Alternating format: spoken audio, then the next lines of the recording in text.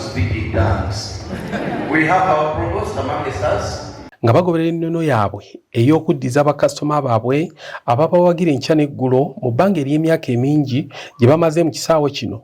Aba kampuni ya Rosefoam Industries Limited ng'eno yeekola n'emifaliso egya Rosefoam babitaddemu engatto okugenda ku Lutikko y'abatukuvu Philip n'endereya e Mukono okwebaza Katonda abakuumidde mu kisaawe kino nga beeriisa nkuuli.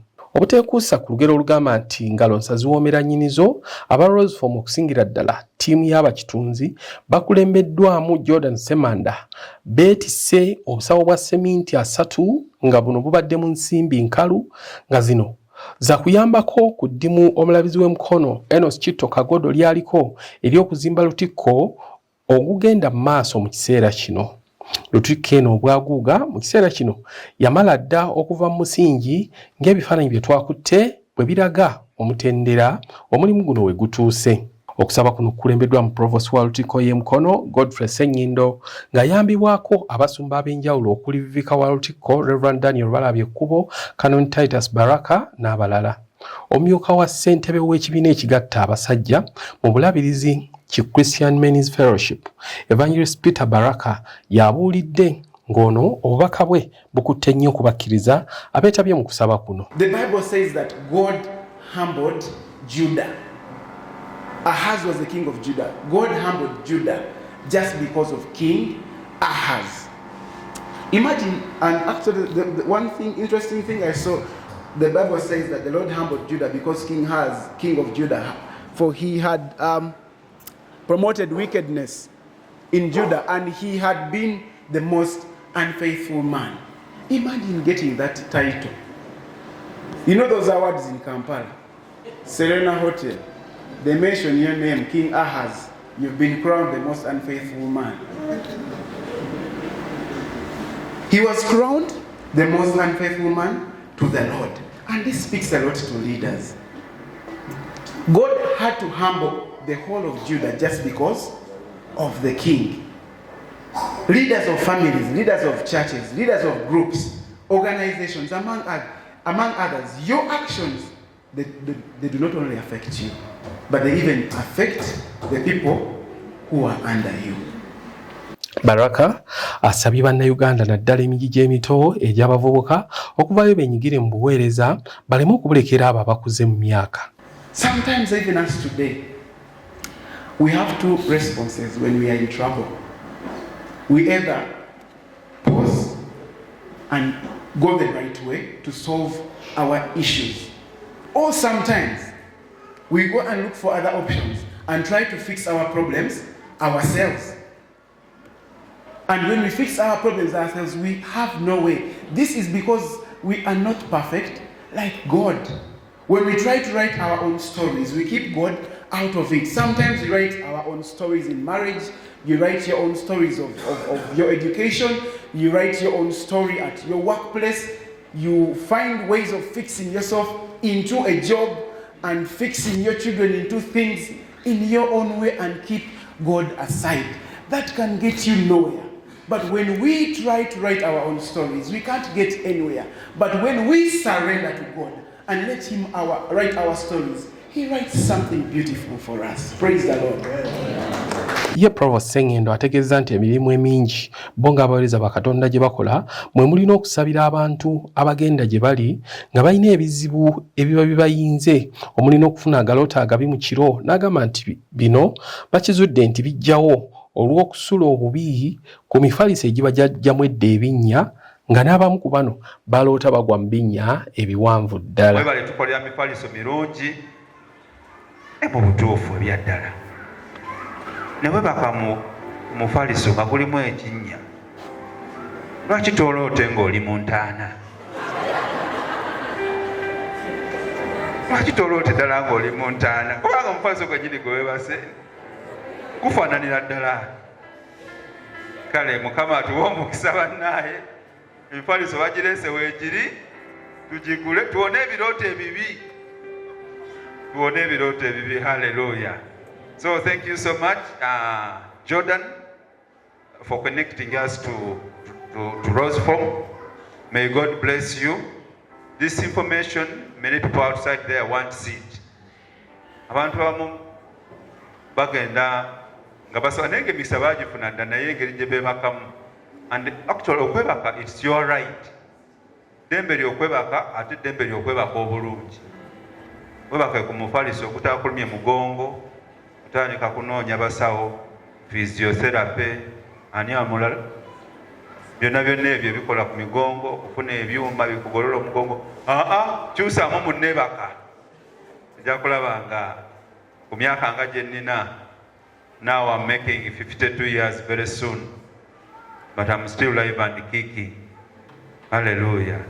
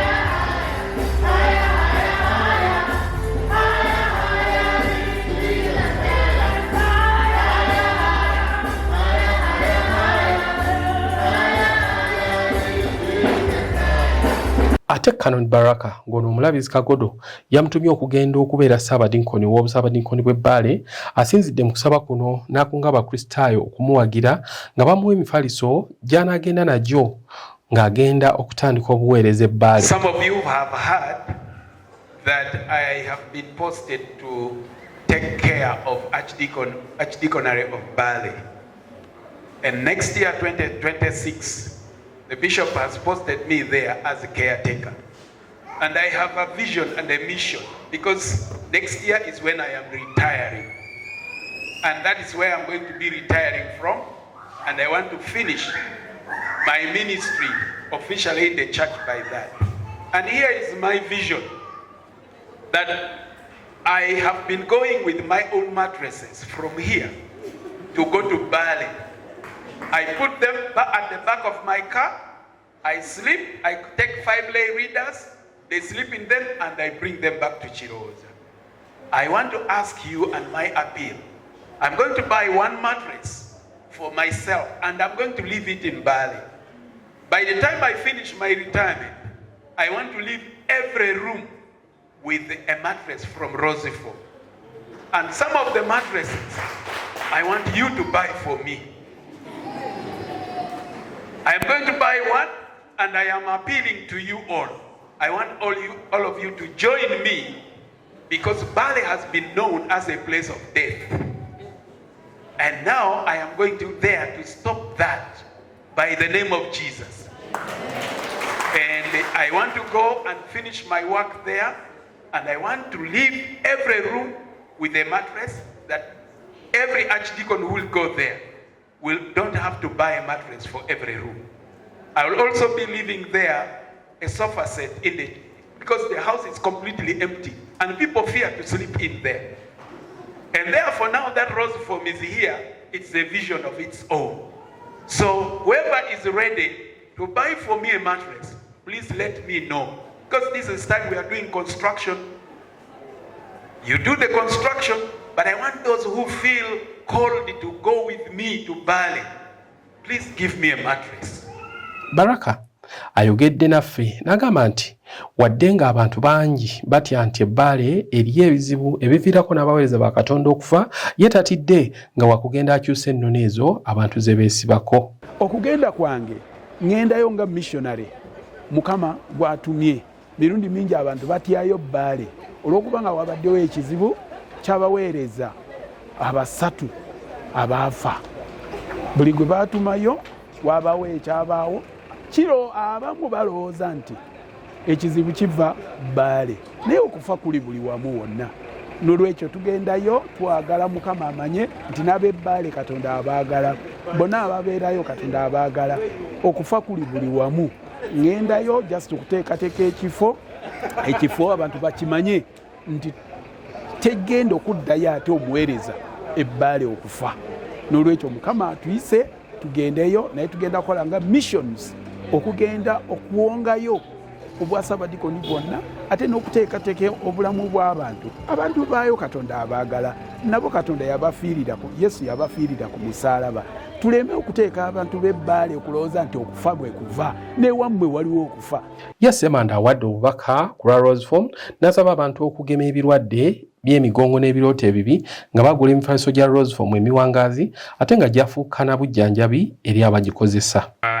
From what he has preached, I would want to quote the Proverbs chapter 3 verse 5 to 6, which says, "Trust in the Lord with all your heart and lean not only on your own understanding." And that is why the team from Rosefoam is here. We are saying, if you have your mattress at home and it has a depression, do not wait when it's too late. When you have chronic back pain, when you cannot move anymore, when you're now moving, when you're slouching, come to Rosefoam and get the best mattress. We have the Rosefoam high density mattresses.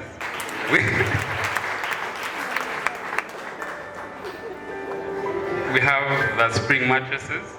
And I'm actually happy when I got here, the first question anyone asked me was that, do you have the high density mattress? I want that one in 8 inches, and I'm going to look for you. So I gave them the business card in case you do not find me. But yes, so we have very good products. We believe that any good Christian, that when they are on the day that Jesus rested, we believe you need to rest well.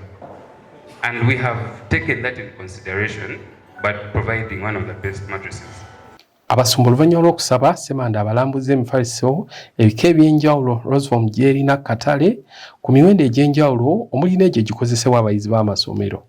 Kati ogwo bwe muba mugutuddeko sisobola kugula nga used.